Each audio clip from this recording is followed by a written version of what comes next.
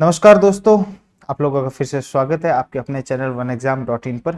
मैं आपका दोस्त, आपका मेंटर भरत सिंह राठौड़। आज की क्लास हमारी इनकम टैक्स एक्ट 1961 के अगले पड़ाव में जाते हुए बेसिक कंसेप्ट हमने पढ़ लिया था कि बेसिकली इनकम टैक्स होता क्या है, कहाँ से आया है, क्या इसका पूरा सिस्टम, क्या इसका मैकेनिज्म है।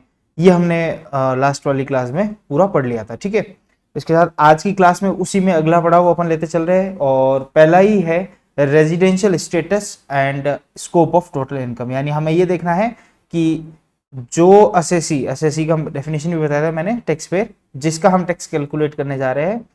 इनकम टैक्स सबसे पहले क्या देखेगा, उसका स्टेटस देखेगा। स्टेटस कैसा? रेजिडेंशियल स्टेटस देखेगा, भैया उसका रहता कहाँ है, वो ज्यादातर रहता कहाँ है, ज्यादा समय अपना कहाँ बिताता है, वो देखा जाएगा। ओके, तो रेजिडेंशियल स्टेटस देखेंगे। उसके साथ साथ हम देखेंगे स्कोप ऑफ टोटल इनकम, यानी इनकम की जो स्कोप है, इनकम की कैलकुलेशन का जो स्कोप है इनकम टैक्स एक्ट के अंदर, वो क्या क्या है, किस हद तक है, कितना उसका फैलाव है, वाइडनेस कितना है, कितना वाइड जाता है, वो भी अपन देखते हुए चले। ठीक है, बहुत ही ईजी है, कोई दिक्कत वाली बात नहीं है। पूरा इनकम टैक्स ही ईजी है, ऐसा कोई विशेष इसमें रॉकेट साइंस वाला कोई नहीं है। चीजें बहुत ज्यादा ईजी वाली चीजें। चलो तो शुरू करें आज की class. Income tax act 1961 residential status and scope of income. शुरू करते हैं सेक्शन 6 से, जो कि रेजिडेंशियल स्टेटस का पूरा बात कर रखी है उसके अंदर। आपको फिर बता दूं, कोर्स अवेलेबल है हमारे ऐप के ऊपर। ठीक है, आप जाके कोर्स बाय कर सकते हैं। और भी कोई क्वेरी हो तो आप यहाँ पे नीचे व्हाट्सएप नंबर दे रखे, उस पर आप अपनी क्वेरी को आस्क कर सकते हो और कोर्स बाय कर सकते हो। राइट, तो शुरू करते हैं आज की क्लास। हमारा लेकर ऊपर वाले का नाम, जिस भी ऊपर वाले को आप मानते हो उसका नाम लेते हैं, नीचे वाले को मानते हो, अपने आप को मानते हो तो अच्छी बात है। शुरू करते हैं residential status section 6। Section 6 of income tax act के अंदर रेजिडेंशियल स्टेटस के बारे में बता रखा है। पहली बात ये क्या बता रखा है रेजिडेंशियल स्टेटस। पहली बात तो हम रेजिडेंशियल स्टेटस है क्या, अगर सिंपल सी भाषा में बात बोलूं तो कि इंडिया में उसका स्टे कितना है। स्टे के बेसिस पे हम बताते हैं कि भैया वो रेजिडेंट है या नॉन रेजिडेंट है, वो रेजिडेंट है या फिर वो नॉन रेजिडेंट है। नॉन रेजिडेंट यानी कि क्या हो गया, वो फॉरेन का हो गया, और रेजिडेंट हो गया यानी इंडियन हो गया। ठीक है, अगर नॉर्मली आपको बोलूं कि मुझे बताइए फॉरेनर कौन है, इंडियन कौन है, तो आप उसका रंग देख कर बता देंगे कि बहुत ज्यादा गोरा है, या उसके बोलने के एक्सेंट से आप बता देंगे कि भैया ये यहाँ का तो नहीं है, ये बाहर का आदमी है। तो इस तरीके से आप उसको पहचान सकते हो कि भैया वो इंडियन नहीं, फॉरेनर। लेकिन इनकम टैक्स की नजर में ना तो एक्सेंट देखा जाता है, ना उसकी रंग रूप रेखा कुछ भी नहीं देखी जाती। देखा जाता है कि स्टे कितना करता है, क्या वो इंडिया में इतना स्टे करता है जितना रिक्वायरमेंट है सेक्शन 6 के हिसाब से, और अगर उतना स्टे नहीं करता है तो उसको हम दूसरा नाम देते हैं नॉन रेजिडेंट। ठीक है, रेजिडेंट और नॉन रेजिडेंट। इसके साथ साथ रेजिडेंट पे भी हमने इनकम टैक्स के अंदर इनकम टैक्स के अंदर दो चीजें और उन्होंने बता दी कि चलो स्टे करने के हिसाब से हमने रेजिडेंट और नॉन रेजिडेंट तो परख लिया आदमी को, लेकिन रेजिडेंट में भी हम दो तरीके से परखेंगे, या तो वो ऑर्डिनरी रेजिडेंट होगा या वो नॉट ऑर्डिनरी रेजिडेंट होगा। दो चीजें, यानी वो शुद्ध इंडियन होगा या थोड़ा सा उसमें मिलावट होगी, और वो इंडियन तो होगा लेकिन थोड़ा सा ज्यादा आव जाव करता है, बाहर जाता है अंदर आता है, यानी भारत में रहता है, थोड़ा थोड़ा बाहर रहता है। इस तरीके से वो क्या करता है, आना जाना करता है ज्यादा। और ऑर्डिनरी रेजिडेंट यानी ज्यादातर वो अपना समय 80% अपनी जिंदगी का समय यही निकालता है, यही रहता है। तो हम ऐसा भी मानेंगे, शुद्ध इंडियन को हम अलग कर लेंगे, शुद्ध रेजिडेंट को हम अलग करेंगे, ऑर्डिनरी रेजिडेंट इसको नाम दे दिया गया। और थोड़ा बहुत जो ऊपर नीचे होता है, यानी बाहर भी जाता है आता भी, उसका लेना देना बाहर भी है इंडिया में भी है, उसको रेजिडेंट तो वो है तो वो भारतीय है, उसका परिवार सब कुछ यहीं रहता है, लेकिन उसको नॉन ऑर्डिनरी रेजिडेंट के नाम से पुकारने लगेंगे। और नॉन रेजिडेंट कौन, जो बाहर का है, इंडिया सिर्फ घूमने के हिसाब से आता है या फिर किसी बिजनेस के हिसाब से आता है, उसे नॉन रेजिडेंट कहा जाएगा। ठीक है, ये सिर्फ मैंने लोकल लैंग्वेज में आपको समझाने के लिए परिभाषा बताई है, ये डेफिनेशन नहीं है इनकम टैक्स में। इनकम टैक्स में इनकी डेफिनेशन अलग है, लेकिन ये सारी की सारी बातें जो मैंने आपको बताई वो सारी किसके ऊपर बेस बताई है, स्टे के ऊपर। स्टे यानी वो रहता कितना इंडिया के अंदर, इसके ऊपर बेस करता है। वैसे सेम का सेम सेक्शन 6 के अंदर इनकम टैक्स एक्ट के अंदर भी स्टे के ऊपर ही बोल रखा है कि भैया कौन रेजिडेंट है, कौन नॉन रेजिडेंट है, कौन ऑर्डिनरी रेजिडेंट है, कौन नॉन ऑर्डिनरी रेजिडेंट है।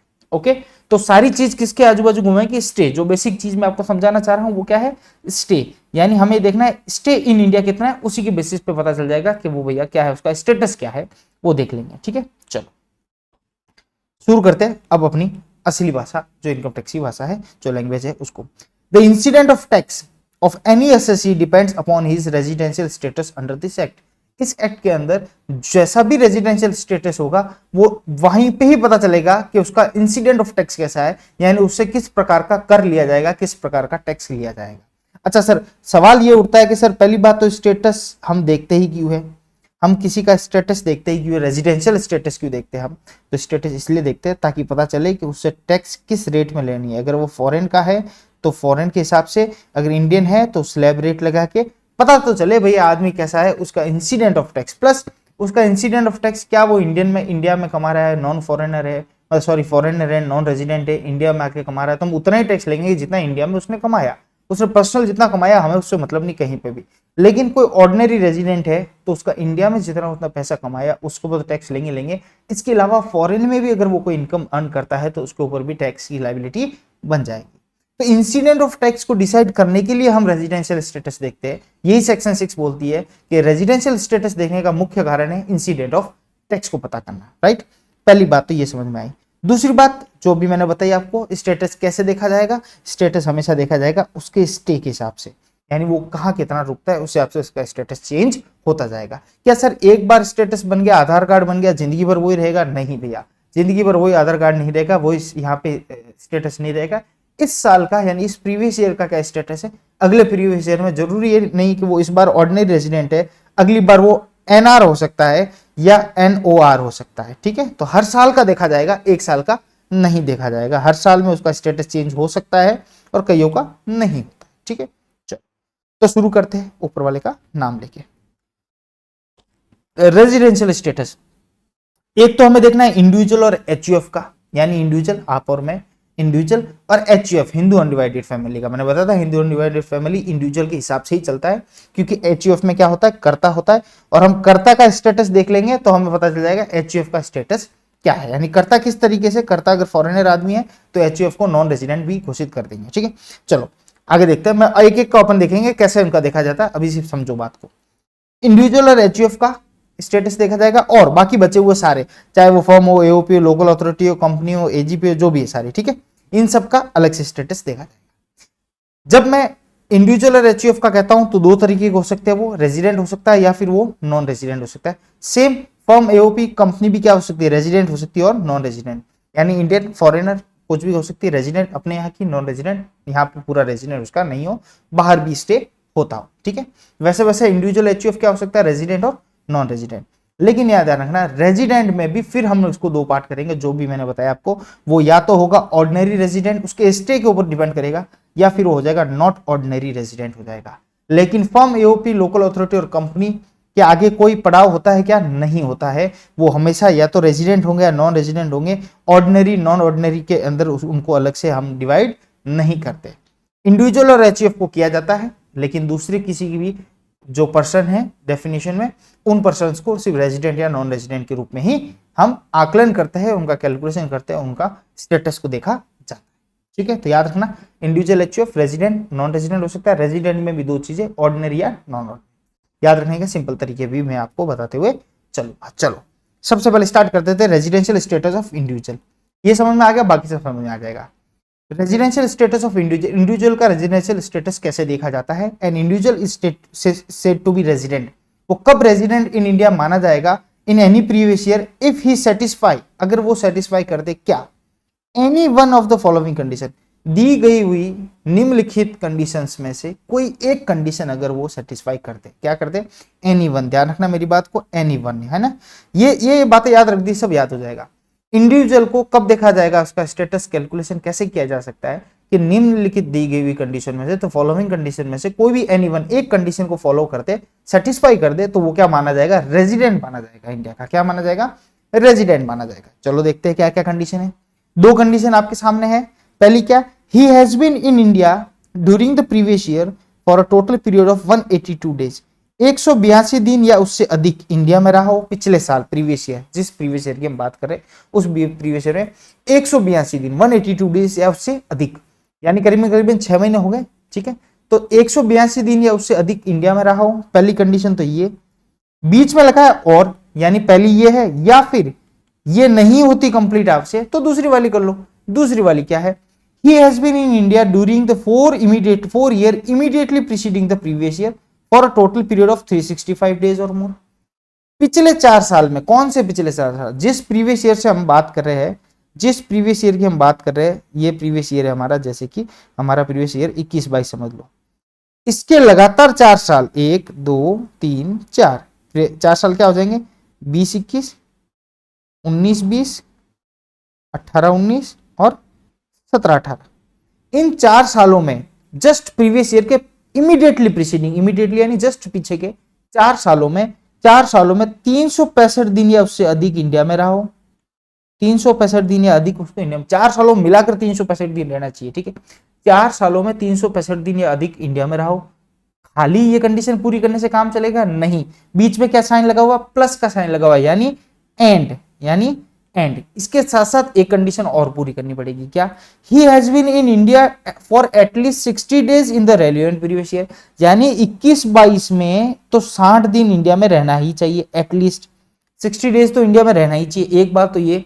दूसरी बात, जब ये कंप्लीट हो जाएगी, दूसरी बात, उसके अलावा इन 4 सालों को मिलाकर 365 दिन इंडिया में रहना चाहिए। या तो ये कंडीशन पूरी कर लो, या सिर्फ पिछले साल में 182 दिन रह जाओ। इन दोनों में से कोई एक कंडीशन अगर आप एनी वन सेटिस्फाई कर लेते हो तो आप क्या मान लिए जाओगे, आप रेजिडेंट इन इंडिया मान लिए जाओगे। तो आप ऑटोमेटिक क्या नहीं हुए, आप नॉन रेजिडेंट नहीं हुए, अब आप हो गए रेजिडेंट इन इंडिया हो गए। समझे यहां तक बात? बिल्कुल सर, थोड़ी थोड़ी समझ में आई हमें, थोड़ा सा आप मुझे वापस समझा दो। देखो, इसको याद रखने का एक टेक्निक बताता हूं, मैथमेटिक टेक्निक। जब एनी वन, कोई एक कंडीशन, ये बेसिक कंडीशन कहा जाता है, इनको क्या बोला जाता है, दूसरी लैंग्वेज में बात करते हो इनको बेसिक कंडीशंस कहा जाता है। क्या कहा जाता है? Basic condition. बेसिक कंडीशन कितनी है? 2 कंडीशन है बेसिक, दोनों में से कोई एक सेटिस्फाई करनी है तब आप रेजिडेंट होंगे।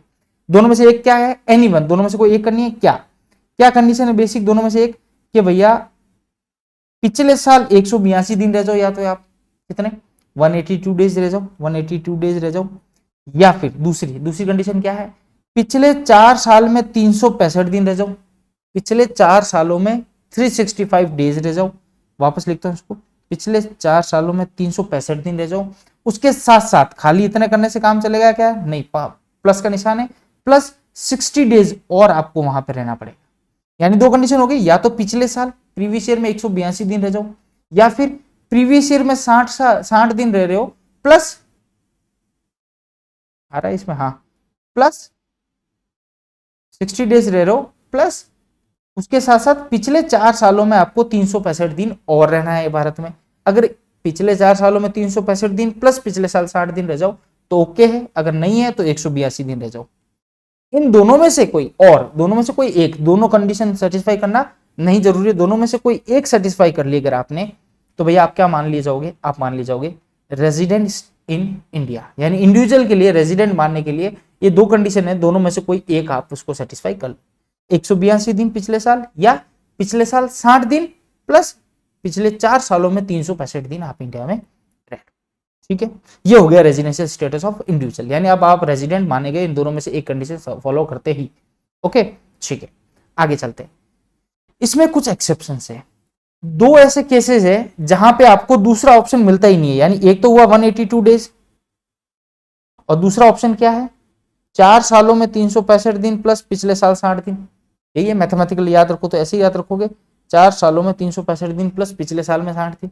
लेकिन 2 ऐसे केसेस है, एक्सेप्शंस है, अपवाद है, जहां पर आपको यही कंडीशन फॉलो करनी पड़ेगी, ये कंडीशन आपके लिए अवेलेबल ही नहीं है। यानी इन 2 प्रकार के लोगों के लिए ये कंडीशन अवेलेबल नहीं है, सिर्फ आपको 182 दिन पिछले साल में ही अटेंड करने पड़ेंगे, स्टे करना पड़ेगा इंडिया में। अगर नहीं किए तो आप रेजिडेंट नहीं माने जाओगे। यानी दूसरा ऑप्शन ही उनके लिए खारिज कर दिया गया, उनके लिए अवेलेबल नहीं है, एक ही ऑप्शन अवेलेबल। पढ़ते हैं, तो following categories of individual will be treated as resident in India only, क्या लिखा हुआ? Only of the period of their stay during the relevant previous year amount to 182 days। 182 दिन पिछले साल रहे तभी आप माने जाओगे रेजिडेंट इन इंडिया, अदरवाइज आप नहीं माने जाओगे। कौन से फॉलोइंग कैटेगरी ऑफ इंडिविजुअल कौन सी है देखते हैं।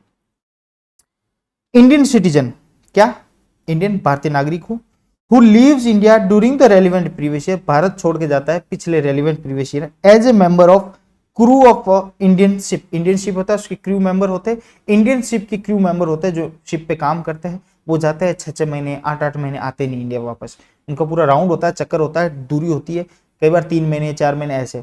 तो अगर आप इंडियन शिप शिप कौन सा होना चाहिए, इंडियन, इंडियन शिप के क्रू मेंबर हो और आप भारतीय नागरिक हो, ठीक है, या फिर और आप भारत छोड़ रहे हो उस शिप के साथ, या फिर आप भारत छोड़ रहे हो किस लिए, for the purpose of employment outside India, बाहर किसी नौकरी के लिए, एम्प्लॉयमेंट के लिए आप भारत छोड़ रहे हो। तो भैया ध्यान रखना, अगर आप 182 दिन इंडिया में रहे तभी आपको रेजिडेंट माना जाएगा, अदरवाइज आपको नॉन रेजिडेंट मान लिया जाएगा।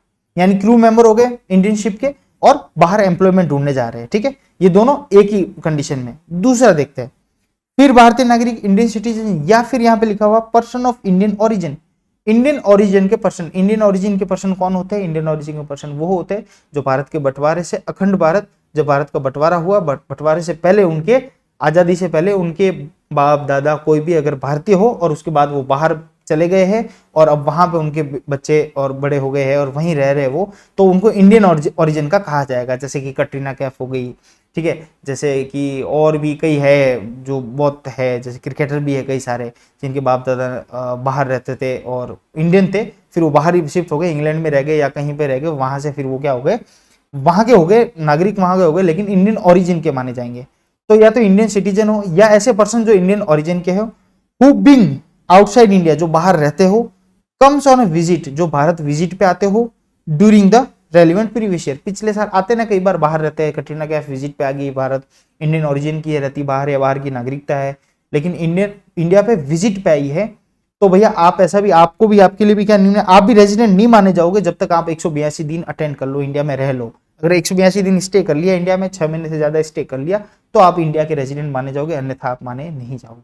ये इनके लिए रूल क्यों लाए गए पता है, ये रूल लाने का इनका बेसिक लॉजिक कारण ये था, ये लोग क्या इंडिया के रेजिडेंट बन जाते थे फोकट में। कैसे, अब ये इंडिया तो आते ही है 60 दिन के लिए अगर आ जाए हर साल, तो 4 साल में 60 जो कितने हो गए, 240 दिन हो गए, और कभी ज्यादा आ जाए 100 दिन भी आ जाए, जैसे 100 दिन आ गए 365 दिन में इंडिया में, तो 4 साल में 400 दिन हो गए, यानी 4 साल में 365 वाली कंडीशन तो क्लियर हो गई, और पिछले साल 60 दिन ये भी क्लियर हो गए, तो इजीली ये क्या बन जाते हैं, ये रेजिडेंट बन जाते हैं। रेजिडेंट बनते ही इनके क्या हो जाता है, स्लैब लैब में इनको बेनिफिट मिलना स्टार्ट हो जाता है, ठीक है। और कई बार इनको नुकसान भी होता है कि इंडिया ऐसे विजिट पे आते हैं ये, ठीक है, काम बाहर करते हैं, इंडिया विजिट पे आते हैं। दूसरा सिनेरियो बताओ जहाँ इनको नुकसान होता है। नुकसान क्या होता है कि इंडिया पे आए, ऐसे विजिट पे आए, 100 दिन यहीं के लोग हैं, बाहर काम कर रहे हैं, 100 दिन तो आ ही जाते हैं इंडिया के अंदर।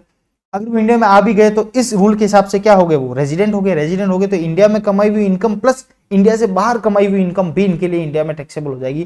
तो इनके दोहरी मार लग जाती है, वहां पे भी टैक्स देते हैं, यहाँ पे भी टैक्स देते हैं। तो ये बोलते हैं हम लोगों को थोड़ा रहम करो। तो रहम ऐसा किया गया कि इंडियन सिटीजन है जो इंडियन शिप के क्रू का मेंबर है, इंडिया छोड़ता है, या फिर किसी एम्प्लॉयमेंट के लिए इंडिया छोड़ता है, या फिर इंडियन सिटीजन या पर्सन ऑफ इंडियन ओरिजिन है जो बाहर ही रहते हैं और वो बीइंग आउटसाइड इंडिया और वो विजिट पे इंडिया आते हैं, तो उन लोगों के लिए ये दूसरा वाला ऑप्शन नहीं है। यानी इस तरीके से आपका नहीं कैलकुलेशन किया जाएगा। आपके लिए एक ही ऑप्शन है कि अगर आप इंडिया में 182 दिन पिछले प्रीवियस ईयर में रहे तभी आपको रेजिडेंट माना जाएगा, अन्यथा नहीं माना जाएगा। तो याद रखना ये दोनों क्या याद रखना, ये दोनों के दोनों आपके सामने याद रखना, एक्सेप्शन याद रखना, नंबर 1 और नंबर 2। बाकी सबके रूल यही है, कौन सा, 182 दिन या 4 साल में 365 प्लस 60 दिन पिछले साल।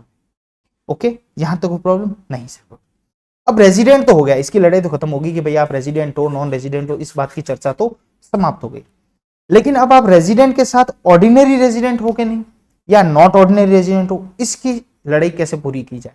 मैंने बताया था इंडिविजुअल है कोई, उसकी दो तरीके से देखा जाएगा, या तो वो रेजिडेंट होगा या क्या होगा, नॉन रेजिडेंट होगा। रेजिडेंट में भी दो, ऑर्डिनरी रेजिडेंट और नॉन ऑर्डिनरी रेजिडेंट। ये बात तो की थी मैंने, बिल्कुल सर आपने यही बात की थी।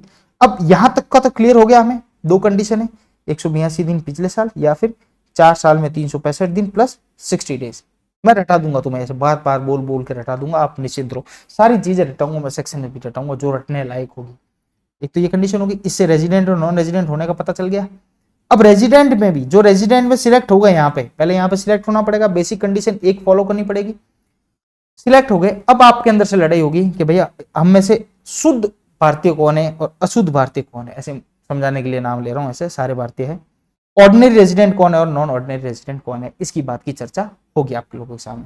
तो इस बात की चर्चा को सॉल्यूशन करने के लिए फिर एक कंडीशन है, फिर एक सॉल्यूशन है, फिर एक फॉर्मूला है, उस फॉर्मूला को हम अप्लाई करते हुए देखते हैं, ठीक है। क्या एन ऑर्डिनरी रेजिडेंट, ऑर्डिनरी पता चल जाएगा, जो बच्चे कुछ क्या हो जाएगा, नॉन ऑर्डिनरी हो जाएंगे, सीधी सी बात। रेजिडेंट पता चल गया तो बच्चे कुचे क्या हो गए, जो फॉलो नहीं करता बेसिक कंडीशन वो सारे नॉन रेजिडेंट हो गए। वैसे वैसे ऑर्डिनरी रेजिडेंट को समझ लो, जो इसको फॉलो नहीं कर रहा या इसकी कंडीशन में सेटिस्फाई नहीं हो रहा वो नॉन ऑर्डिनरी हो गया ऑटोमेटिकली, ठीक है। तो an ordinary resident person is one, वो कौन होता है, who satisfy both of the following condition, इन दी हुई दो कंडीशन में से दोनों को अगर सेटिस्फाई करेगा तभी वो ऑर्डिनरी रेजिडेंट कहलाएगा। अगर नहीं करता दोनों को या किसी एक को करता है तो वो ऑर्डिनरी रेजिडेंट नहीं कहलाएगा, वो क्या कहला दिया जाएगा, नॉन ऑर्डिनरी रेजिडेंट कहला दिया जाएगा। बोथ कंडीशन, इनको बोला जाता है एडिशनल कंडीशन। इसको क्या नाम देते हैं अपन, एडिशनल कंडीशंस। दो बेसिक कंडीशन थी, दो एडिशनल कंडीशन है। बेसिक कंडीशन में एनी वन, कोई भी एक करनी थी, हमें एनी वन सिलेक्ट करनी थी, तब तो आप हो गए थे रेजिडेंट। रेजिडेंट होने के बाद एडिशनल कंडीशन जो है वो दोनों ही आपको, बोथ ही आपको क्या करनी पड़ेगी, बोथ आपको क्या करनी पड़ेगी, आपको सेटिस्फाई करनी पड़ेगी, तभी आप क्या हो जाओगे, ऑर्डिनरी रेजिडेंट हो गए, शुद्ध भारतीय हो जाओगे, यानी शुद्ध भारत के यहाँ के रहने वाले हो जाओगे। इनको बोला जाता है एडिशनल, लिख देता हूं एडिशनल कंडीशंस। ओके, ठीक है सर, बात समझाए क्या वो कंडीशन, जरा उसका आप दीदार कीजिए, बताइए हमें वो कंडीशन क्या है, उसको जरा मैं बताता हूँ, ठीक है। देखो मेरी क्लासरूम में आते थे, मैं जब क्लास फिजिकल क्लास लेता हूँ तो मैं ऐसे घूम घूम के क्लास लेता हूँ, एक जगह बैठ के क्लास ली नहीं जाती, बट ठीक है ऑनलाइन प्लेटफॉर्म है, मुझे एक जगह बैठ के, तो मेरे थोड़े हाथों के इशारे और थोड़ा शरीर का मूवमेंट रहेगा, ठीक है, तो उसको थोड़ा सा देखते लेना, आपको पसंद आए, मतलब अच्छा ना लगे तो कोई सॉल्यूशन नहीं, लगाना पड़ेगा। अच्छा चलो, क्या वो दो कंडीशन एडिशनल कंडीशन, उसको देखते हैं अपन। रेजिडेंट इन इंडिया, भारत में रेजिडेंट हूं, पहली कंडीशन बता रहा हूं मैं, क्या वो दो एडिशनल कंडीशन को फॉलो करना पड़ेगा तब आप ऑर्डिनरी रेजिडेंट माने जाओगे। पहली है resident in India at least 2 previous year out of 10 previous year immediately preceding relevant previous year, यानी आपका 22-23 का 21-22 का आपका जैसे प्रीवियस ईयर है, फॉर एग्जांपल क्या है, प्रीवियस ईयर 21-22 है, 2021-2022 है, ठीक है। इसके पिछले, इस रेलिवेंट पिछले के 10 प्रीवियस ईयरों में से 2 प्रीवियस ईयर ऐसे होने चाहिए जिसमें आप क्या हो, आप रेजिडेंट हो, आप क्या हो, रेजिडेंट इन इंडिया हो।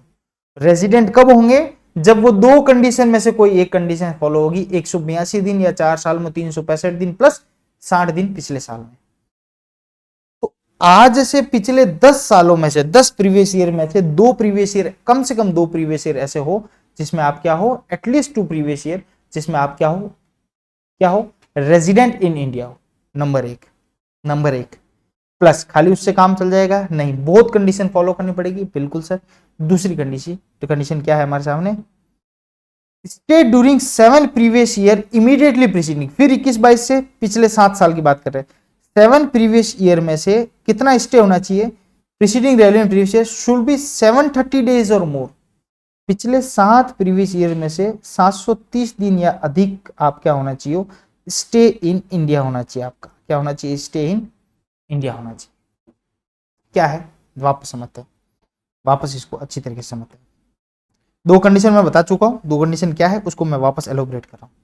क्या, पिछले 10 सालों में से, पिछले 10 प्रीवियस ईयर में से 2 प्रीवियस ईयर आप क्या होने चाहिए, इंडिया में रेजिडेंट होने चाहिए, उसके साथ साथ प्लस पिछले 7 सालों में 730 दिन आप इंडिया में स्टे होना चाहिए आपके इंडिया में।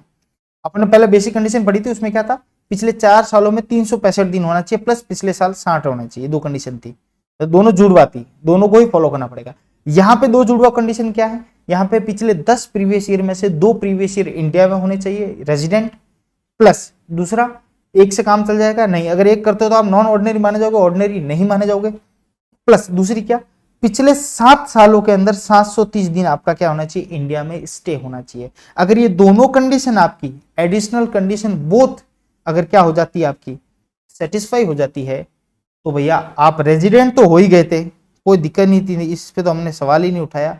अब आप ऑर्डिनरी रेजिडेंट भी हो गए, क्या हो गए आप, ऑर्डिनरी रेजिडेंट भी हो गए। क्या दो कंडीशन थी, पिछले 10 सालों में से 2 साल रेजिडेंट इन इंडिया, प्लस पिछले 7 सालों में 730 दिन क्या होना चाहिए, भारत में आपका स्टे होना चाहिए। तो आप रेजिडेंट के साथ साथ क्या हो जाओगे, आप रेजिडेंट के साथ साथ क्या हो जाओगे, ऑर्डिनरी रेजिडेंट भी मान ली जाओगे। अगर दोनों में से कोई एक कंडीशन इस फॉलो करते हैं, जैसे 2 साल ये होती है ये नहीं होती है, तो आप नो NOR हो जाओगे, आप क्या हो जाओगे, NOR हो जाओगे, OR नहीं हो सकते। और दोनों ही नहीं कर पाए तो भी आप NOR हो। अगर दोनों कर ली तो भैया आप OR तो हो ही हो, ऑर्डिनरी रेजिडेंट हो जाओ। ओके, मैं याद करवा दूंगा आपको, बार बार बता के याद करवा दूंगा, कोई बड़ी बात नहीं है, बहुत सिंपल सी बात है, बहुत ज्यादा सिंपल सी बात है। देखिएगा जरा वापस एक बार मैं रिवाइज करा देता हूं आपको कि बेसिक कंडीशन क्या थी। बेसिक कंडीशन आपके सामने ये थी, यहां पे लिख लेता हूं मैं। बेसिक कंडीशन आपके सामने ये थी कि पिछले साल या तो 182 दिन, या ऐसे स्लैश लगा रहा हूं मतलब ऑब्लिक, दो ऑप्शन है, 182 दिन या फिर 4 सालों में 365 दिन प्लस पिछले साल में कितने 60 दिन। इन दोनों कंडीशन में से एनी वन क्या हो जाएगा, एनी वन, कोई एक कंडीशन आप फॉलो करते हो, एनी वन कोई एक कंडीशन फॉलो करते हो तो आप क्या हो जाओगे, रेजिडेंट हो जाओगे। क्या हो जाओगे, रेजिडेंट। अब ऑर्डिनरी रेजिडेंट बनने के लिए फिर दो कंडीशन है, और यहां पे आपको बोथ कंडीशन फॉलो करनी पड़ेगी, दोनों करनी पड़ेगी। क्या क्या, पिछले 10 सालों में से 2 साल आप क्या होने चाहिए, रेजिडेंट इन इंडिया होने चाहिए, प्लस प्लस पिछले 7 सालों में 730 दिन आपका स्टे भारत के अंदर होना चाहिए, इंडिया के अंदर होना। ये दोनों कंडीशन हो गई, और इसमें से कोई एक हो गई तो आप रेजिडेंट के साथ साथ क्या बन जाओगे, ऑर्डिनरी रेजिडेंट भी बन जाओगे। ओके, आई होप यहां तक जो मैंने आपको समझाया वो आपके दिमाग में बैठा होगा, छप गया होगा, प्लास्टर हो गया होगा, परमानेंट फिक्स हो गया होगा, इंस्टॉल होगा।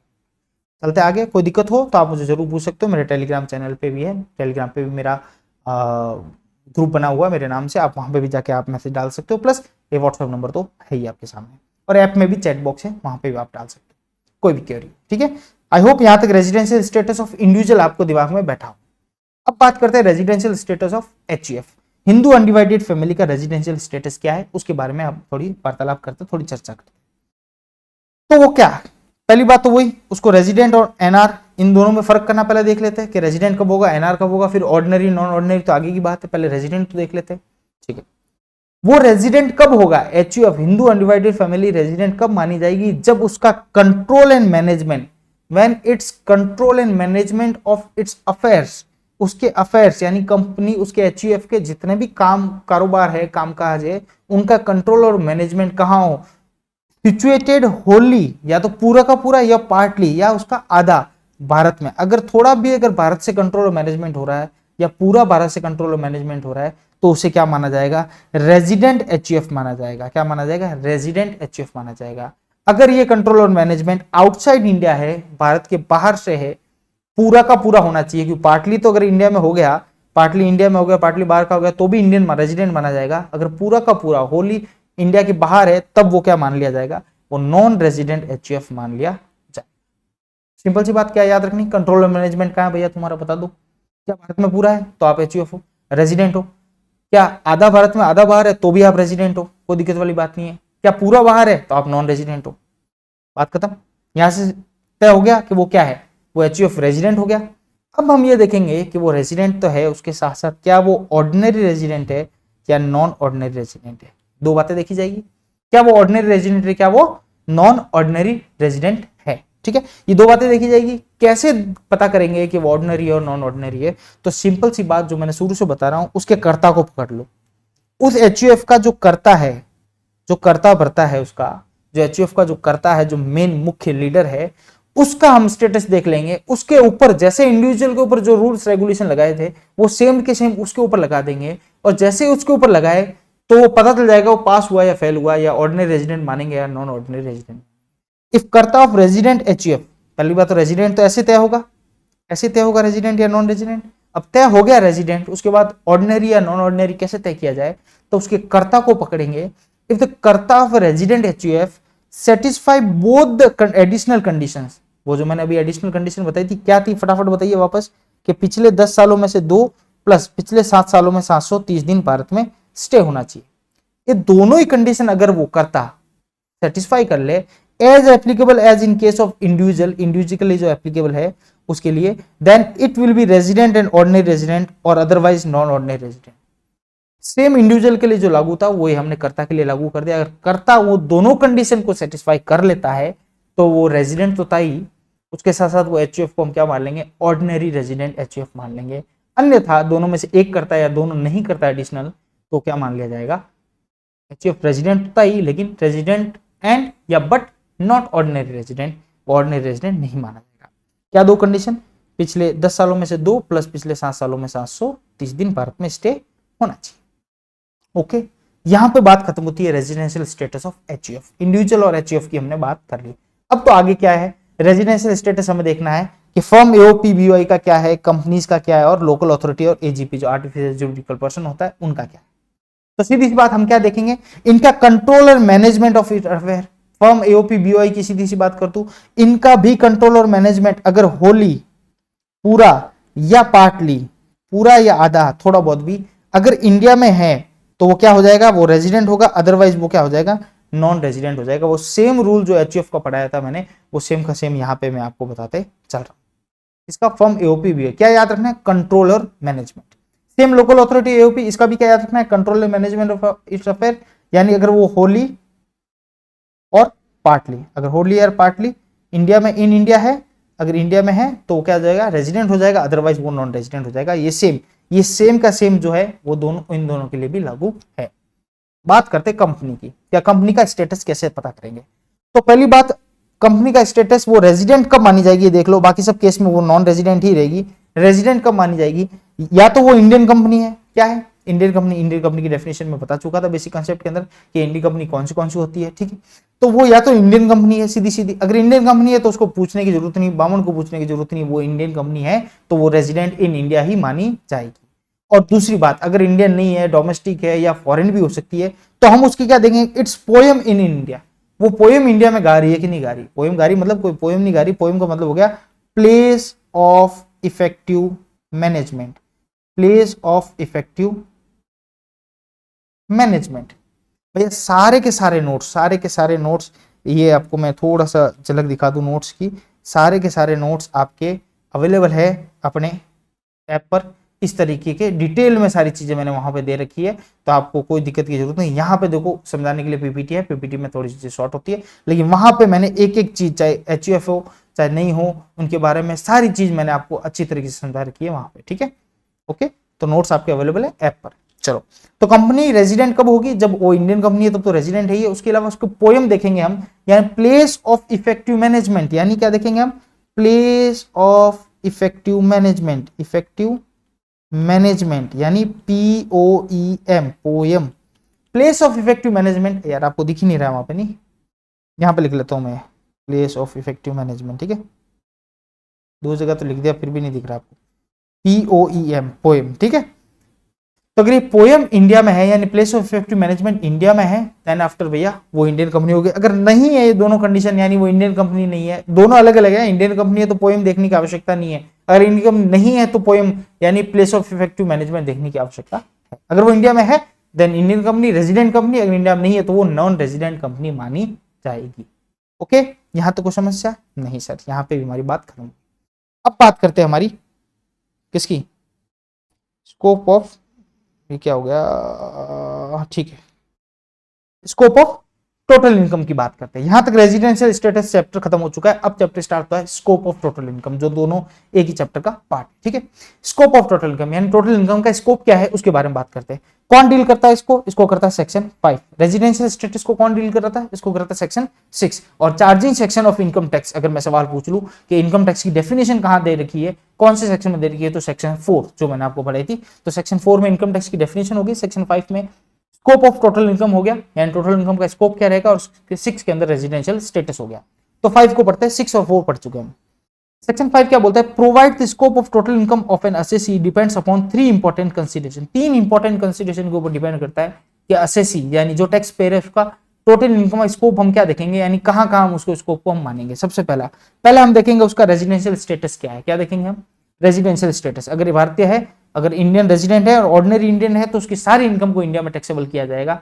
अगर वो रेजिडेंट और non ordinary but not ordinary resident है तो लगभग सारी इंडिया के अंदर टैक्सेबल होगी। कुछ इनकम होगी जो थोड़ा सा हम उसको टैक्सेबल नहीं करेंगे, जो उसने बाहर से कमाई है। और तीसरी बात, नॉन रेजिडेंट है तो वो ही इनकम इंडिया में टैक्सेबल होगी जो वो इंडिया में आके कमाता है, बाहर वो जो भी कमाता है उससे हमें कोई मतलब नहीं है।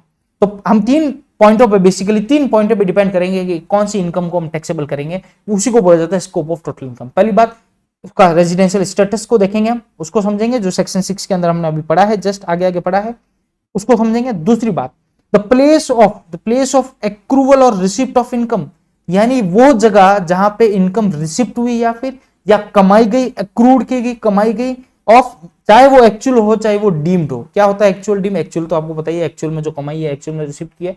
और डीम्ड रिसिप्ट या डीम्ड एक्रूवल किसे क्या जाएगा, थोड़ा आगे जाके समझाता हूं मैं। डीम्ड मतलब कमाई इंडिया में है लेकिन आप जानबूझ के ले रहे हो वहां पर है। जैसे फॉर एग्जांपल मैं वोडाफोन कंपनी में काम करता हूं, वोडाफोन फॉरेन कंपनी है, उस फॉरेन कंपनी ने मुझे भारत में डिप्लॉय किया है, यानी भारत में अब मैं पिछले 1 साल से भारत में बैठा हूं। सैलरी मुझे वोडाफोन कंपनी दे रही है, फॉरेन कंपनी है वो मुझे सैलरी दे रही है। मैं खुद फॉरेनर हूँ, नॉन रेजिडेंट हूँ, मुझे सैलरी मिल रही है, शकल से लग नहीं रहूंगा लेकिन मैं फॉरेनर हूँ तो मुझे मिल रही है। प्लस मैं काम कहाँ कर रहा हूँ कि भैया काम आप हमारी सरजमी पे कर रहे हो, इंडिया में काम कर रहे हो, तो मैं पैसा भी कहाँ के लिए कमा रहा हूँ? आप इंडिया में काम करो इसलिए आपको सैलरी मिल रही है, तो वो सैलरी आपकी क्या हो जाएगी, वो हो जाएगी deem to be accrued arise in India. हाँ मिली आपको बाहर है, आप बाहर के हो, देने वाला बाहर है, लेकिन उसका जरिया क्या है? उसका जरिया हमारा भारत है, इंडिया है। तो इंडिया के अंदर, चाहे इंडिया के अंदर रिसीव नहीं हुई लेकिन हम डीम टू बी रिसीव्ड इसमें कहेंगे या डीम टू बी एक्रूड इसमें कहेंगे। कहां पे? कि आपने ये इनकम इंडिया में कमाई है, ठीक है। और वो भी हम टैक्स काट लेंगे उसकी सैलरी में से, जो भी हमारा टैक्स बनेगा वो काट के हम जमा करके आगे भेजेंगे आपको, टैक्स भी आपको यहीं पे कटा जाएगा आपका, ठीक है।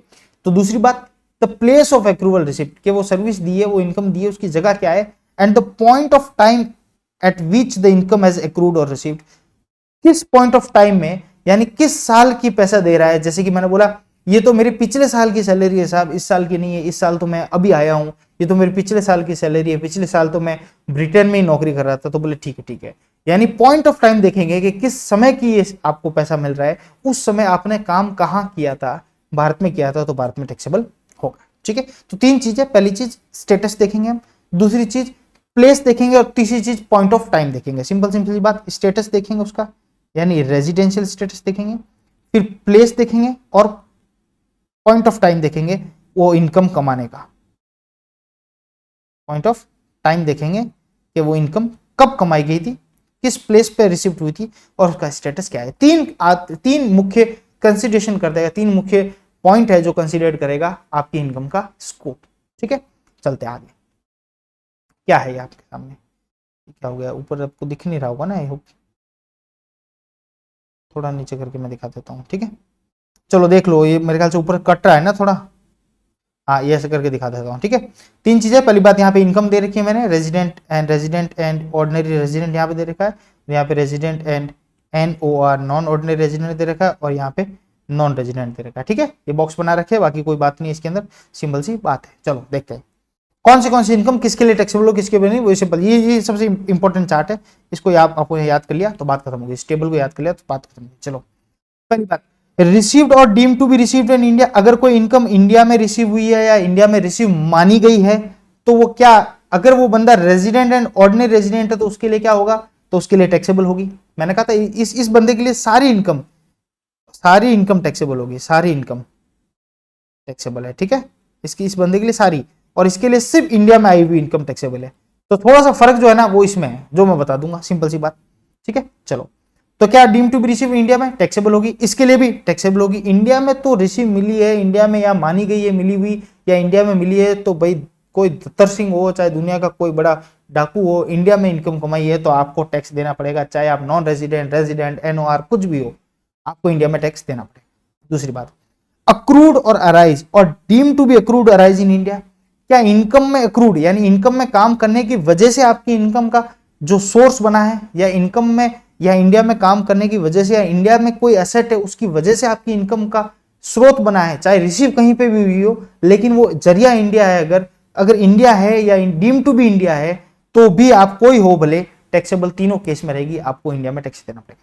यह सिंपल सी बात कह दो, एक सिंपल सी बात समझिए, कोई बाहर का आदमी भारत में आया और पैसा कमा रहा है तो उसको टैक्स देना पड़ेगा, या बाहर का आदमी बाहर ही पैसा कमा रहा है लेकिन वो पैसा कमाने का जरिया अगर भारत है, या इंडिया की जमीन है, या इंडिया की कोई असेट है, या इंडिया की कोई चीज है, या इंडिया में दी गई कोई सर्विस है, तो भी उसको इंडिया में टैक्स देना पड़ेगा। सिंपल सी दो बातें समझो, उसी के ऊपर बेस्ड है, रिसीव्ड और deem to be received, accrued और अराइज, और डीम टू बी अक्रूड और अराइज इन इंडिया, ठीक है। तीसरी बात, अक्रूड और अराइज आउटसाइड इंडिया, बाहर काम भी बाहर किया है, जरिया भी बाहर है, बाहर इनकम मिल रही है आउटसाइड इंडिया, ये बंदा अगर है जैसे कि आप और मैं यहाँ बैठा हूँ, भारत में बैठा हूँ, और यहाँ से मैं फॉरेन में अगर मेरे ऑस्ट्रेलिया में कोई इनकम हो जाती है तो भी मुझे भारत में टैक्स देना पड़ेगा। I am always will be taxable, क्योंकि मैं क्या हूँ, मैं रेजिडेंट एंड ऑर्डिनरी रेजिडेंट हूँ, तो इसको तो हमेशा मैंने बोला सारी इनकम पे टैक्सेबल होगा, इसको तो टैक्स देना ही पड़ेगा। लेकिन कोई बंदा नॉन रेजिडेंट और बाहर ही है, फॉरेनर है, कोई जो बाइडेन है या ट्रंप है, वहां कोई इनकम कमा रहा है, तो क्या इंडिया में आके टैक्स देगा कि नहीं नहीं भैया थोड़ा ऐसा तुम भी लो, कोई दान थोड़ा करने आएगा, तो वो नॉट टैक्सेबल होगा, हमेशा देने का। नॉन रेजिडेंट कभी भी टैक्सेबल यहाँ पे नहीं होगा। बाहर की कमाई हुई इनकम का वो अपने देश में जाने वो जाने, अगर भारत का कोई ताल्लुकात है तो हम टैक्स लेंगे। अब बात आती है इंपॉर्टेंट किसकी, और रेजिडेंट तो है बट नॉट ऑर्डिनरी रेजिडेंट है, उस बंदे का हम क्या करें, तो उसका सॉल्यूशन है, क्या उसकी इनकम, बाहर कमाई हुई इनकम इंडिया में टैक्सेबल होगी? पहली बात तो याद रखना, टैक्सेबल होगी, यस इट इज टैक्सेबल, लेकिन कब? सिर्फ एक कंडीशन में, इफ बिजनेस कंट्रोल्ड और प्रोफेशन सेटअप इन इंडिया। अगर जिस बिजनेस से इनकम हुई है, जो बाहर बिजनेस कमा रहा है, जिस बिजनेस इनकम बाहर हुई है, सब कुछ बाहर कमाया है, लेकिन उस बिजनेस का जो सेटअप है, वो बिजनेस का मेन कंट्रोल है, अगर वो इंडिया से हो रहा है, तो भैया तू भले नॉन ऑर्डिनरी रेजिडेंट है, तुझे भी टैक्सेबल करना पड़ेगा। अगर इसके अलावा कोई और इनकम कमाता है बाहर, जिसका भारत से कोई लेना देना नहीं, भारत का उससे कोई लेना देना नहीं, दैट मीन्स वो यहाँ पे कंट्रोल्ड भी नहीं है, सेटअप भी नहीं है, यहाँ से किसी प्रकार का कंट्रोल एंड मैनेजमेंट उसका नहीं है, तो आप अपनी इनकम है नॉट टैक्सेबल होगी। आप जानो बाहर का बाहर को बाहर कमाओ, जो भी करो, लेकिन टैक्सेबल एक ही केस में होगी, अगर वो बिजनेस जिससे आप बाहर कमा रहे हो, वो बिजनेस का थोड़ा बहुत भी कंट्रोल है, सेटअप इंडिया में हुआ, तो भी तो आपको टैक्सेबल हो गया आप, और आपको उसके ऊपर टैक्स देना पड़ेगा। आई होप ये तीन चीजें आपको याद रहेगी, बहुत सिंपल से तरीके से लेके आया हूं मैं आपके सामने, और ये चीज आपको हमेशा ही याद रहेगी। चलो नेक्स्ट, एक लास्ट टॉपिक है, इसके बाद लगभग आपका टॉपिक खत्म है। क्या है? Income deem to be accrued और arise in India, section 9। Section 9 company बोलती है, सेक्शन 9 बोलता है इनकम टैक्स एक्ट का, कि कुछ इनकम है जो डीम टू बी मानी जाएगी कि इंडिया में कमाई है, इंडिया में अराइज हुई है, चाहे वो एक्चुअल में इंडिया में अराइज या कमाई नहीं गई हो। वो डीमिफिकेशन जो होता है, वो एक कानून का एक हथियार होता है, जिसमें वो बोलते हैं हम आज से ये मानेंगे। जब उन्होंने बोला हम ये मानेंगे तो बात खत्म। अगर उन्होंने सांप को बोला कि ये लकड़ी है, तो वो लकड़ी ही मानना पड़ेगा आपको, और लकड़ी को बोला ये सांप है, तो आपको सांप ही मानना पड़ेगा। यानी किसी भी चीज को, अगर उसने पेन को बोल दिया है सांप है, अब जब कह दिया अगले ने, डीटापन बन गया उसका, डीटपन दिखा दिया, उसने जिद कर ली कि आज से इसको ये मानना है, और कानून है, अगर उसने कह दिया इसको ये मानना है, तो आपको मानना ही पड़ेगा, आपको मानना ही पड़ेगा। तो सेक्शन 9 के अंदर बताते हैं कि ये इनकम को हम इंडिया में कमाई हुई मानेंगे, चाहे अब आपके पास जो भी बातें हो कि नहीं सर लॉजिक ये नहीं है, लॉजिक वो नहीं है, कुछ भी हो, इंडिया में मानेंगे मतलब मानी जाएगी। इनके पीछे भी कुछ लॉजिक होगा, देखता तो एक एक करके बताता हूँ। एनी इनकम अक्रूरिंग और arising to an assessee in any place outside India, चाहे वो भारत के बाहर आउटसाइड इंडिया कहीं से भी आपने उसको क्या किया हो, आपने कमाई हो, मिली हो, जो भी हो, वेदर डायरेक्टली और इनडायरेक्टली, चाहे वो बाहर आपने जो भी आपने पैसा कमाया हो, एक्रूड किया हो, लेकिन डायरेक्टली या इनडायरेक्टली अगर उसका जिस बिजनेस से या जिस जरिए से आपने इनकम कमाई है, उसका डायरेक्टली या इनडायरेक्टली किसी भी तरीके का थ्रू और from business connection, any business connection in India हुआ, तो भी वो इंडिया में इनकम टैक्सेबल मानी जाएगी। जैसे फॉर एग्जांपल ये इंडिया है, ये चाइना है, ठीक है। इंडिया में यहाँ पे कोई एजेंसी है, इस एजेंसी ने यहां से इंडिया में इसने क्या की, बुकिंग की, ये फॉरेन टूरिस्ट वाली टूरिज्म एजेंसी है, ये बाहर घुमाने का काम करती है। यहां से कोई बंदा है जो है अपने यूएसए का, अमेरिका का, उसने इसको फोन किया और बोला कि भैया मुझे चाइना घूमना है, चाइना घूमना है, और इसने इसको फोन करके बोला कि भैया मेरी बुकिंग करो चाइना की, करनी है यूएसए से, इंडिया का कोई रोल ही नहीं है, मैं इंडिया आऊंगा भी नहीं, यूएसए से चाइना जाना है, चाइना से वापस यूएसए आना है, लेकिन बुकिंग में इंडिया में करा रहा हूं, टूरिस्ट एजेंसी ने, उसका कोई ताल्लुकात था, उसका कोई सेटिंग थी, और उसने उसे वहां पे बुकिंग करा दी, इंडिया में बुकिंग कराई टूरिस्ट का, और उसने डन कर दिया, और ये बंदा वहां चाइना जाके यहाँ पे आ भी गया, और इस एजेंसी ने इस बुकिंग से फॉर एग्जांपल 5 लाख रुपए कमाए, क्या कमाए, 5 लाख रुपीज प्रॉफिट हुआ। सवाल ये उठता है क्या ये 5 लाख रुपए की इनकम इंडिया में टैक्सेबल होगी कि नहीं होगी? तो आंसर है यस, ये डीम टू बी इंडिया में टैक्सेबल मानी जाएगी सेक्शन 9 के अकॉर्डिंग, क्योंकि यहाँ पे क्या है आपका, यहाँ पे भैया आपका बिजनेस कनेक्शन क्या है, इंडिया से ताल्लुकात रखता है। बुकिंग किसकी वजह से हुई, कि इंडिया में होने की वजह से हुई। बुकिंग करी कहाँ गई थी, इंडिया में, चाहे इंडिया में वो आया ही नहीं, जरिया बाहर का, आदमी बाहर का, घूमने भी बाहर गया, लेकिन इंडिया क्या था, इंडिया का बिजनेस कनेक्शन था। दैट मीन्स वहां पे भी इनकम भी क्या मानी जाएगी, इनकम टैक्स में लागू होगी, और इसके ऊपर भी इनकम टैक्स लगेगा ही लगेगा। दूसरी बात, थ्रू और from any property in India, वही एग्जांपल देता हूं।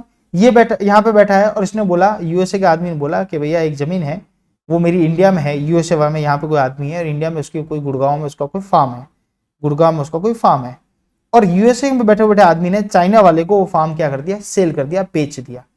अब वो आया क्या इंडिया, नहीं आया, उसने वहीं मीटिंग करी, वहीं ऑस्ट्रेलिया में या यूएसए में कहीं मीटिंग करके इन दोनों ने डील कर दी और चाइना को क्या कर दिया, वो फार्म बेच दिया। तो पैसा आ गया, पैसा आते उसने, इस यूएसए वाले ने उस पे करीबन 10 लाख रुपए कमाए। तो ये 10 लाख रुपए इंडिया में क्या होंगे, ये इंडिया में टैक्सेबल होंगे, क्योंकि जिस प्रॉपर्टी से कमाए वो प्रॉपर्टी कहां थी, थ्रू और from any property in India. अगर वो प्रॉपर्टी इंडिया में सिचुएटेड है तो इंडिया में टैक्सेबल आप होंगे ही होंगे। आई होप यहां तक आप काफी कुछ समझ गए होंगे कि इंडिया का रिलेशन होता ही आप इंडिया में टैक्सेबल होंगे। थ्रू और फ्रॉम एनी एसेट्स और source of income in India, वो सिंपल सी बात, किसी प्रकार की कोई एसेट्स है या कोई सोर्स है जो इंडिया में है, उससे इनकम कमाई तो भी इंडिया में टैक्सेबल होगा। And through and the transfer of capital asset situated in India, just ये वाला एग्जाम अभी जो बताया, कैपिटल एसेट होगी यानी पूंजीगत क्या होगी, असेट होगी आपकी, और वो असेट को आपने, कैपिटल असेट को क्या किया, आपने बेचा है, और वो असेट कहां पे, इंडिया में सिचुएटेड है, चाहे जमीन हो, घर हो, क्लब हो, बिजनेस हो, तो इंडिया में आपको टैक्सेबल होगा ही होगा। इसको बोलते हैं deemed to be accrued rise in India, section 9। अब इंडिया में नहीं आई है इनकम, लेकिन डीम्ड मानी जाएगी कि इंडिया में कमाई है। और कौन सी हो सकती है, income from salary earned in India. Vodafone वाला एग्जांपल मैंने आपको बोला कि सैलरी आपको इंडिया में मिली है, चाहे बाहर मिली, जो भी इनकम मिली, क्यों, सर्विस आपने कहा दी थी, इंडिया में दी थी।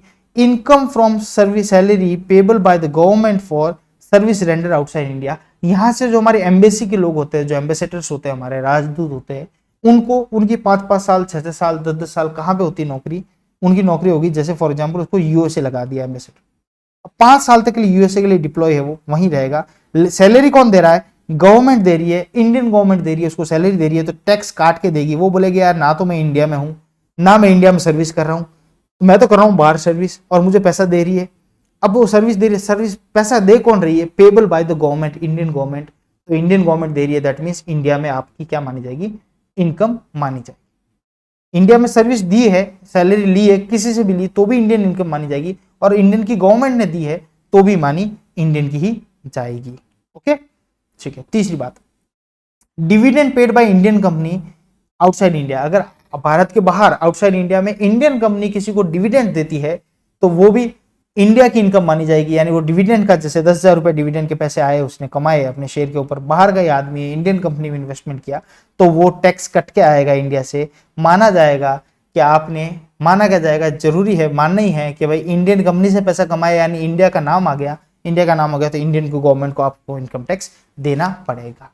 देख लो आप स्कोप ऑफ टोटल इनकम का फैलाव कितना है, कहां कहां से हम टैक्स ले सकते हैं।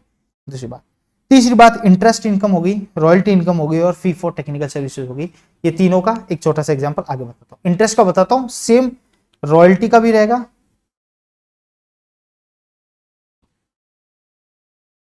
ये नीचे आ गया क्या, सेम रॉयल्टी का भी रहेगा, और same fees for technical services का भी रहेगा।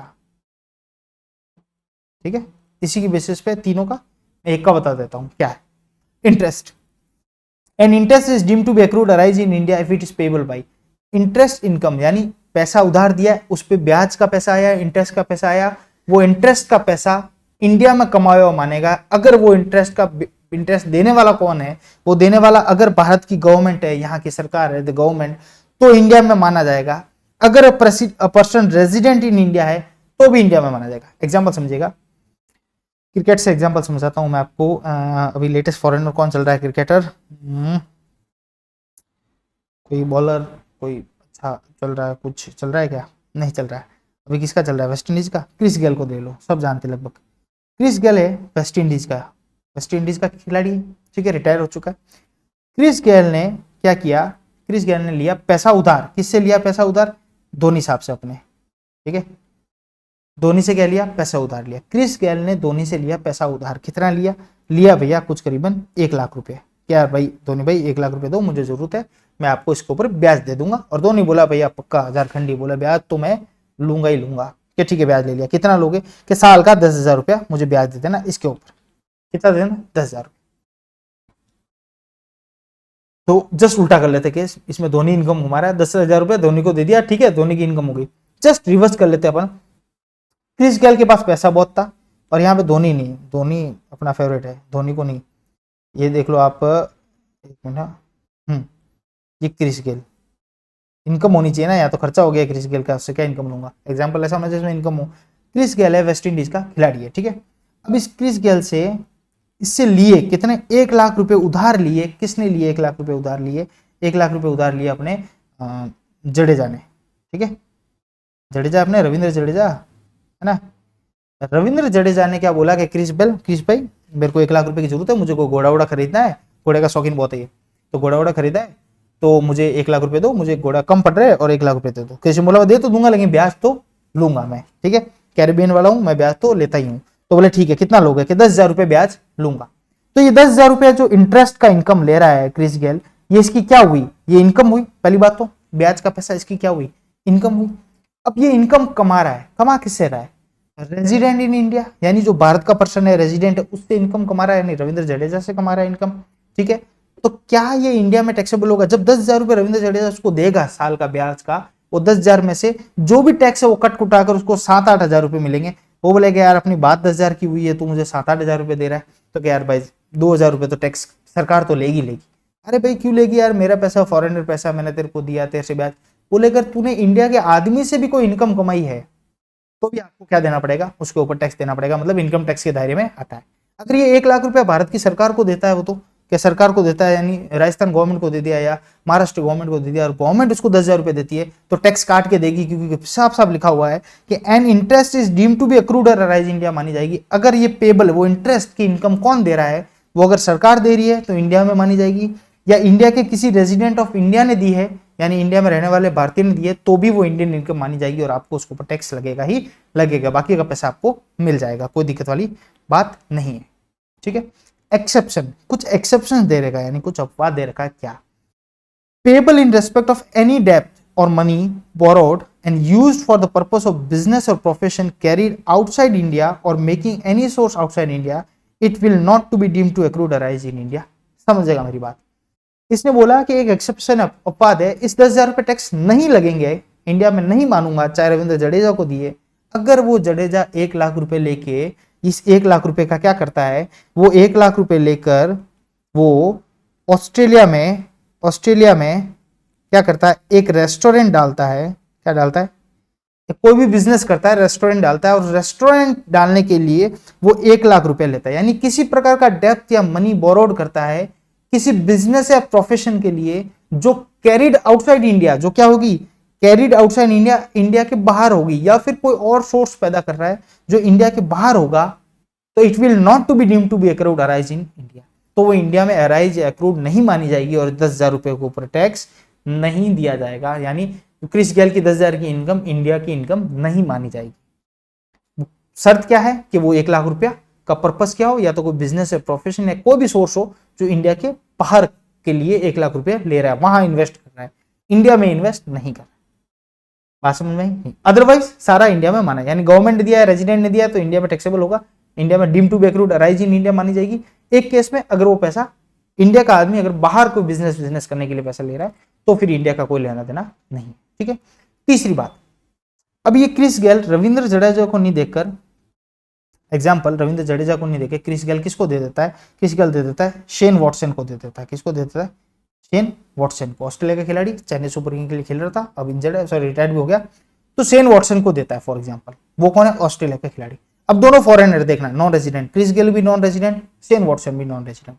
अगर इंटरेस्ट की income deem to be India मानी जाएगी, अगर वो पेबल बाय क्या होगी, नॉन रेजिडेंट होगी, तो भी इंडिया में मानी जाएगी। ये तो बोले भैया अन्याय करते आपने। अब ये 10,000 रुपए जो इनकम है, 1,00,000 रुपए दिए सेम और 10,000 रुपए उस पर आ रही है, इंडिया की सरकार क्या जाएगी क्या उससे लेने, क्रिस गेल से, कि भाई ऐसे तो बोले मैं पूरी दुनिया में देते फिरता हूँ, तुमने ठेका ले रखा है क्या, तुम मुझसे लोगोगे तो वेस्ट इंडीज सरकार को मैं क्या दूंगा। बोला कि एक ही केस में नॉन रेजिडेंट से पैसा अगर इनकम आती है और वो इंडिया में टैक्सेबल एक ही केस में होगी, अदरवाइज तो नहीं हो सकती। आप भी सिंपल सी बात समझते हो जनरल नॉलेज, जनरल सेंस में, कि क्यों हम सबकी थोड़ा लेने जाएंगे अपन, तो पूरे वर्ल्ड के पैसे ले लेंगे अपन। एक केस में हो सकता है, अगर वो 1 लाख रुपए, शेन वॉटसन क्या करता है, वो 1 लाख रुपए लेकर कहां पे, गोवा के बीच पर कोई रेस्टोरेंट खोल देता है। क्या कर लेता है, गोवा के बीच पे कोई रेस्टोरेंट या कोई बिजनेस या कोई प्रोफेशन खोल लेता है, तो उस 1 लाख रुपए जो लिया उस पर ब्याज देगा, वो ब्याज इंडिया में टैक्सेबल माना जाएगा, deem to be accrued India देगा, और क्रिस गेल को उस इनकम पे क्या देना पड़ेगा, टैक्स देना पड़ेगा। If it is payable in respect of any depth, if it is payable in respect of any depth और बोरोड मनी, जो डेप्थ या बोरोड मनी लिया है, and use for the purpose of business और profession carried out in India by him, अगर India में वो invest कर रहा है तो भैया तू भी फंस गया, और ला भाई इसके ऊपर क्या हो जाएगा, शेन वॉटसन को तो इंडिया में होने वाली इनकम पर टैक्स देना ही देना है, इस ब्याज पे भी क्रिस गेल को भी क्या करना है, टैक्स देना। ये सेम इंटरेस्ट का जो मैंने आपको बताया, गवर्नमेंट को दे, रेजिडेंट को दे या नॉन रेजिडेंट को दे, तीन बातें सेम रॉयल्टी के लिए भी है और same fees for technical services वालों के लिए भी है। यानी टेक्निकल सर्विस दी, उसकी जो फीस देनी है, अगर गवर्नमेंट दे रही है फीस तो इंडिया में टैक्सेबल होगी, चाहे फॉरेनर को दे रही है, रेजिडेंट को दे रही है इंडिया में टैक्सेबल होगी। एक केस में नहीं होगी, अगर वो जो टेक्निकल सर्विसेज है वो कहीं बाहर के लिए कर रहा है, बिजनेस और सोर्स इंडिया में नहीं है, और नॉन रेजिडेंट को ले होगी तो ही होगी, सिर्फ एक केस में ही होगी, जब वो टेक्निकल सर्विस ले रहा है कोई इंडिया में कोई बिजनेस या किसी चीज के लिए ले रहा है। सेम रॉयल्टी के लिए भी सेम लागू होता है। तो यहाँ पे आपकी क्लास खत्म होती है। रेजिडेंशियल स्टेटस मैंने आपको पूरा पढ़ा दिया, स्कोप ऑफ टोटल इनकम पूरा पढ़ा दिया, हालांकि मैं अलग अलग करके पढ़ाता हूँ, कई बार स्कोप ऑफ टोटल इनकम अलग लेता हूँ चैप्टर, रेजिडेंशियल स्टेटस अलग लेता हूँ, लेकिन जब भी दो लेता हूँ तो अच्छा समझ में आता है, ये मेरा एक्सपीरियंस है। तो मैंने आपको दोनों करवा दिया आज की क्लास में, ठीक है। और लाइक और सब्सक्राइब कीजिएगा चैनल को, और जल्दी से कोर्स बाय कर लीजिए अपने onexam.in, आज ही गूगल पे जाके डाउनलोड कीजिएगा, और नीचे कमेंट कीजिएगा क्लास कैसी लगी। बहुत बहुत धन्यवाद, ऐसे ही जुड़े रहिए वन एग्जाम्स के साथ। मिलते हैं नेक्स्ट क्लास, नेक्स्ट पढ़ाओ में नेक्स्ट सब्जेक्ट के साथ। धन्यवाद।